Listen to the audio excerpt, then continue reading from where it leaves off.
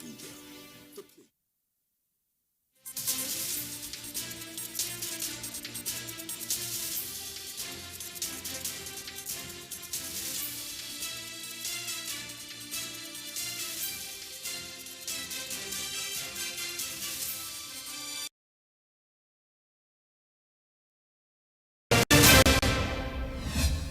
Hello and thanks for joining us for the news update on 19 International. I am Elizabeth Omori.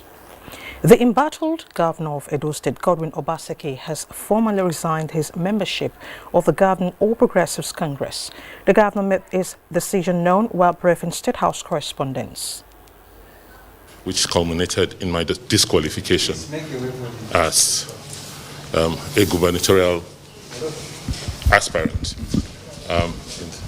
And upon that unfortunate decision by the chairman of the All Progressive Congress, I'm just here today to inform you that I have now decided formally to resign my membership of the All Progressive Congress.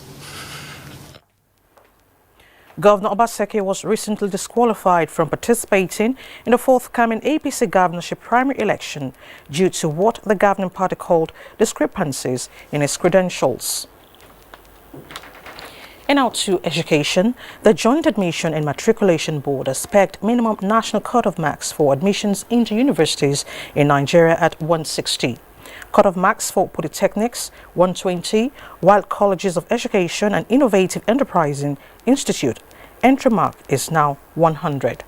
The decisions were taken at the 2020 policy meeting on admissions into tertiary institutions in Nigeria in Abuja.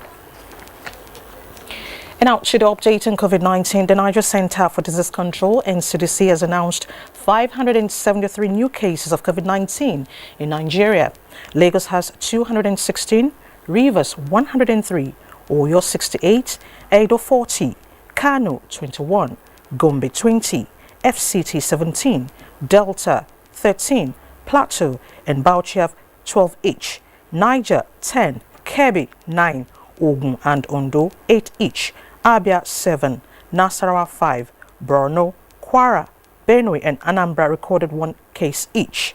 There are now 16,658 confirmed COVID-19 cases in the country, 5,349 discharged and 427 deaths recorded.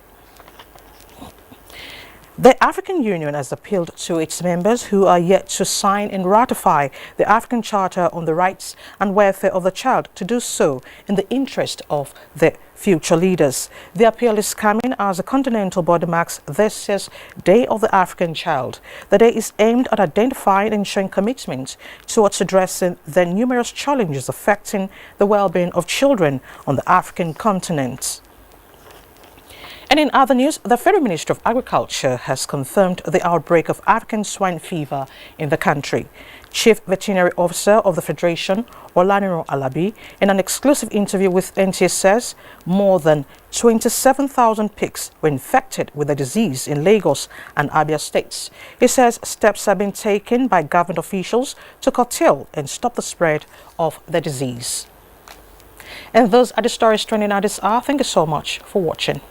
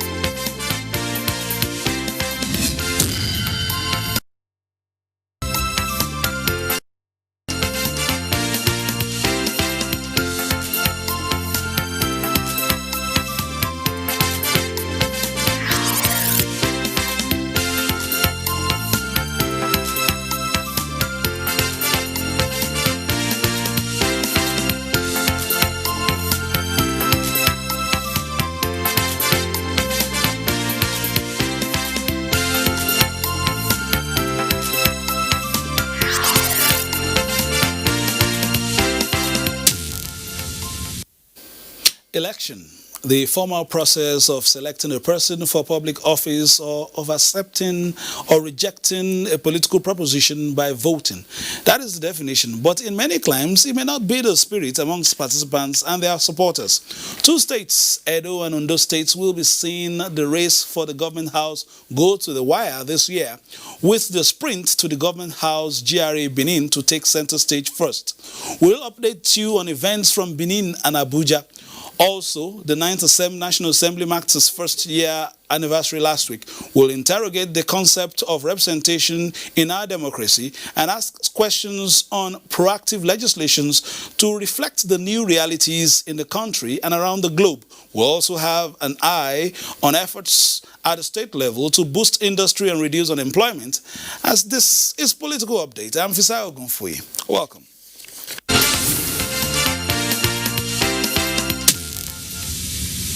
Governor Godwin Obaseki of Edo State has formally resigned his membership of the All Progressives Congress APC. The governor made this decision known today.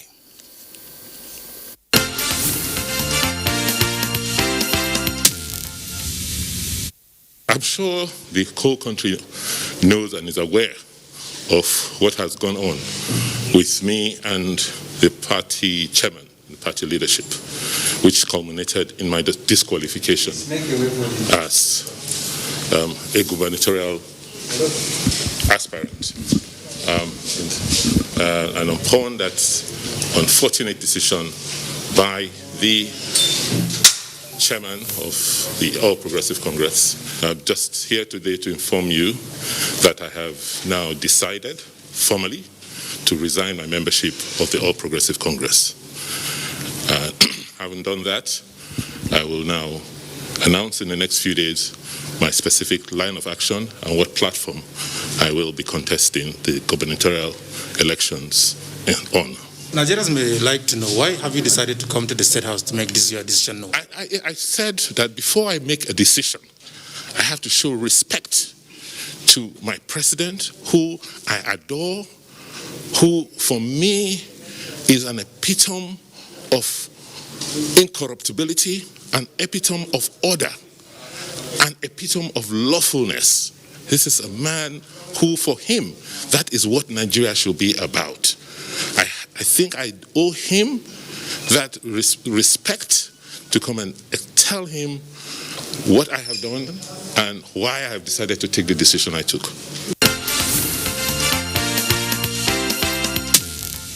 Our correspondent Adamu Sambo reports that Governor Obaseki was, however, not granted audience at the moment, so we will get an update of that as soon as we get updates from, of course, correspondent who eventually, incidentally asked this second question there. Meanwhile, the National Working Committee of the All Progressives Congress had earlier in the week approved the reports of the party's Edo governorship screening and appeal committees that disqualified 3 out of 6 gubernatorial aspirants vying to contest the party's primary election. The party's national chairman, Adams Oshiomhole, gave assurance of a free and fair direct governorship primary billed for the 22nd of this month.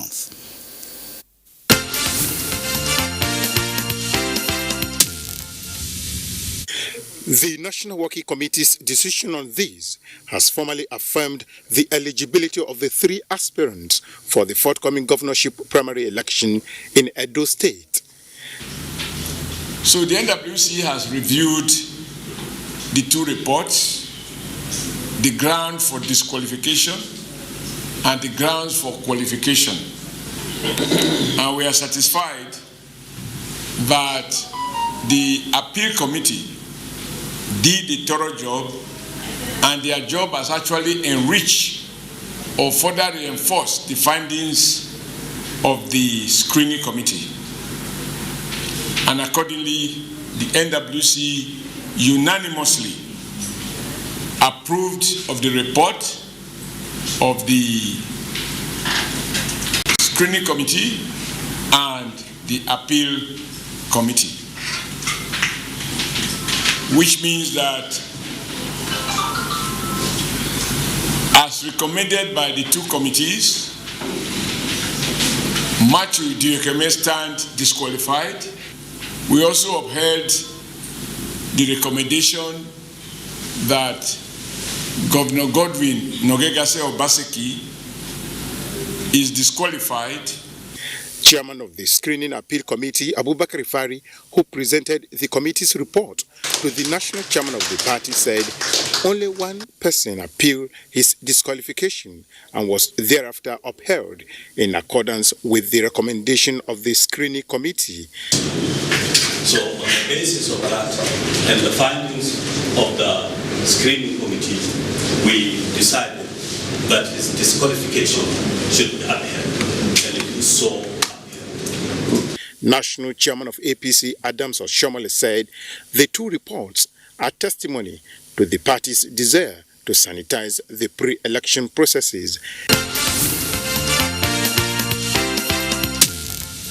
Okay, so keep it locked on. The Nigerian Television Authority will be giving you events as they unfold from Edo State and other parties, as well as they put forward the screen candidates for the different primaries, of course, leading up to the gubernatorial elections scheduled for later this year, that's September to be precise. Now, moving on now, the 9th Assembly has marked its first year anniversary.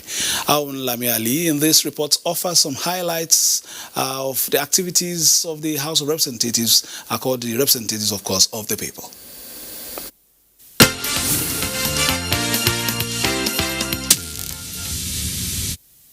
From 1952, during the period of pre-independence, to 1960, when Jaja Nwachukwu was elected as the first indigenous speaker of the House of Representatives, up to the current speaker of the 9th House, Femi Gbajabiamila, Nigeria's House of Representatives has indeed come a long way. The caliber of principal officers at the inauguration of the 9th House, whether by fate or coincidence, was clear from the onset that experience will be the driving force of the 360-member House, drawn from 10 political parties, who committed themselves to the resolution that nation building is a joint task. Serve Nigeria with all my strength, to defend her unity and uphold our glory, so help me God. Femi Gbajabiamila, the Speaker, is 5 times elected member, Surulere 2 Federal Constituency of Lagos State. Deputy Speaker Ahmed Idris Wasi from Plateau State has been in the Green Chamber since 2007. And Hassan Ado Dogwa, House Leader from Kano, is a House member from 1999. Mohammed Tahir Mangunu, Chief Whip, another experienced legislator from Borno, and Ndudi Lumelu, the minority leader from Delta, have in the last 1 year shaped the face of the 9th House of Representatives. The House drafted a 15-point legislative agenda, among which are budget reform, fighting corruption, and accountability. Our mission is clear, and our path is defined. With God on our side, and with the support of our people, we will not fail. Without compromising its independence, the 9th House aligned with the executive for the good of the country. Our responsibility as an institution is not something that we will continue to operate in isolation, given our constitutional powers or constitutional privileges or responsibilities. We feel government is one process that, at least within the tripartite existence of the judiciary, the executive arm of government, the legislature, we must have to work together on the same page to provide what people expect of us. Members have also come to realize that what is important is what they take back to their constituencies, not engaging in any fiscal or quarrels. So if you realize that, then what now happens is for you to focus on what will make you be accountable to your people. It has, to its credit, worked on several bills. We passed into law at third reading 39 bills which would be transmitted or have been transmitted to Senate for concurrence. It has in the last 1 year introduced 853 bills, out of which 36 were passed, 639 are waiting second reading, 103 referred to committees, 65 are at third reading stage, 2 bills withdrawn and 1 negatived. Major bills passed are the 2020 budget, the finance bill, which aims at accruing more revenue for governments, the Power Sector Reform Bill, which criminalized estimated billing, the economic stimulus bill in response to COVID-19, among others. Others are awaiting presidential assent, like the deep offshore, onshore dichotomy law, which aims at increasing the revenue accruable to the Nigerian Federation with a view to bridging the infrastructure gap. The infectious bill, that shows you that we are thinking how to move things forward. That shows you that the condition we find ourselves, even with the COVID, that we don't like it. And so we are trying to add value. What do we do to add value? So this Ninth Assembly is a house that is constantly thinking about how to add value. All right. Many thanks to Lami Ali for that report. Joining us today, just say, of course, representation and legislation is taking even more significance around the world at this time, with resources becoming scarce and priorities shifting to accommodate the current realities, which are largely offshoots of the raging pandemic. Now, as I said earlier, joining us is Honorable Kasimu Bello Megari, who will give us an insight from the perspective of the younger generation. He represents the people of Jalingo Yoruzing Federal Constituency of Taraba State. Thank you very much for joining us again. And of course, we're also being joined for the first time on the show by Professor Stephen Azaiki. He's representing Yenogua Kolokuma Opulokuma Federal Constituency of Bayelsa State, and to give us an academic evaluation. Thank you, Prof, for joining us. Let's start like this. Let me start from you, Honorable Megari. What are your experiences like in terms of delivering for your people, representing your people in the House of Assembly after 1 year? Let me start by thanking the Honorable Speaker of the House of Representatives, Honorable Femi Gbajabiamila. In fact, he gave more concentration on youths and women in the Ninth Assembly. That what gives us an upper hand in learning and also in representing our people. If you can see, check, we passed around 853 bills. Half of it, you can see, if you check, almost half of it is presented by the younger ones. This, we cannot achieve it without the support and encouragement from the leadership of the House. So far, so good. Youth are making a very good representations, and at least we have a very good number of youths in this House, and they are all committed to what brings us to the National Assembly. I'm going to come to a question later on the show about ropes and goats, but let's move to Prof very quickly. Tell us a bit in terms of, when we're doing the introduction, we're talking about the new normal and the creative ways of legislation responding quickly to the aspiration and desires of your people. And of course, we know that the pandemic has shifted the goalpost a bit, and now we need to begin to look at how we can function. People saying something using the COVID-19 as an excuse. So a lot of pressure on members, but it has not deterred us from doing our legislative duties. And in fact, the new norms call for legislations that will impact positively. That is, the executive moves motion, making the central bank do this, federal government do this. So I think that we're going to live with that new norm. I'm coming back to you soon because you're a professor of agriculture, but you are from an agrarian area. And one of the main focus now is since oil prices have plummeted consistently over the past 5 months, is looking at other areas like agriculture. Are you beginning to look at how to engage your constituency, especially, and driving this push to make sure that the farms, mechanized farming and all that is made vibrant, and access to, farm inputs are also available? Actually, everybody is now going back to agriculture. They don't even wait for somebody to tell him, go back to the farm. But what I appreciate is the CBN intervention in terms of agriculture. Definitely, they have budgeted a lot of billions, and some people confirmed to us that they have received some supplement agricultural equipments, seed and fertilizer and other farm inputs. So we have to thank federal government for this early support. You know, sometimes they give the inputs when they are not needed. They will not give it until this October, November. That's the farming season has already passed. But this time, federal government has tried. They have started distributing all those things in time. And alhamdulillah, our people, as you mentioned, majority of Tarabians are farmers. And they have gone back to farm, except that's security challenges that we have here and there, which inshallah we can overcome them. All right, we have two people from two very different regions of the country. You are from the riverine areas. What are the challenges, and how creatively are you addressing this as we run towards rounding up?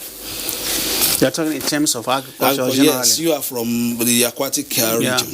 I think that the major challenge facing Nigeria is the fact that we've not really addressed the issue of dignity of labor.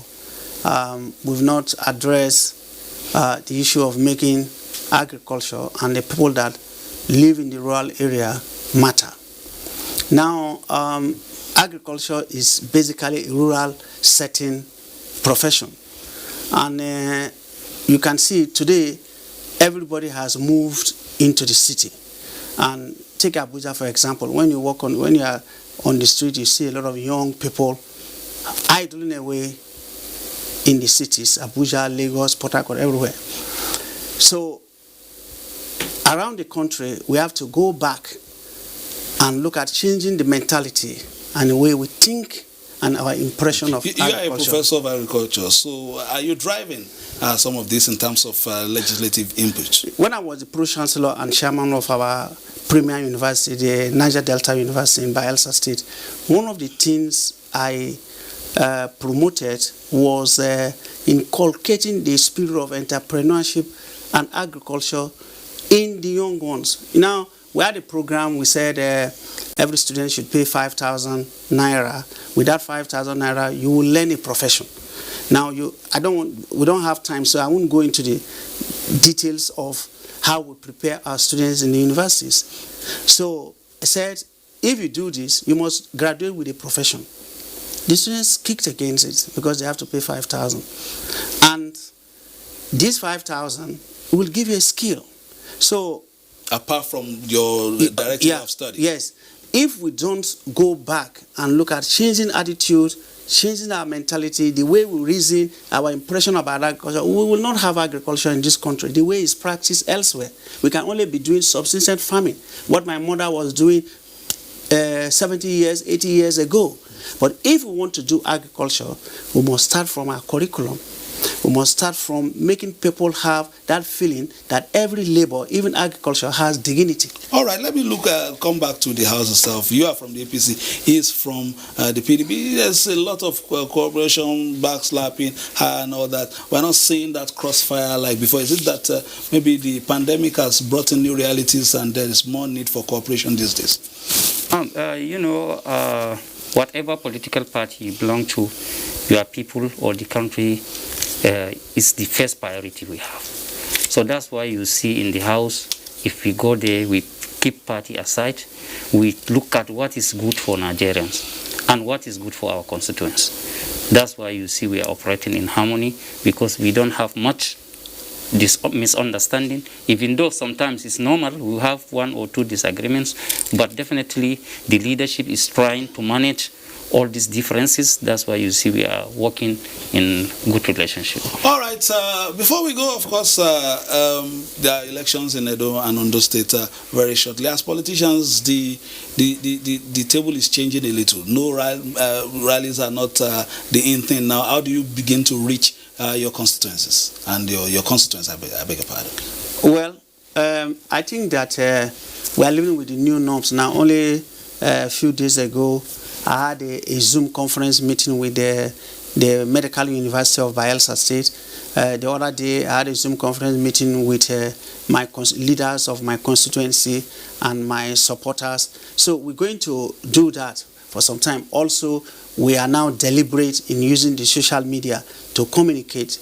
The Facebook, Instagram, Twitter, a lot of things have changed. And of course, the Nigerian Television Authority. Of course, the NTA. Thank you very much for coming on the program. Finally, Honorable Megari, a word or two for your constituents at this time. I want to call on our constituents to know this pandemic is real, and we must follow the protocols established by the NCDC. So, and we should maintain social distancing and follow all the procedures.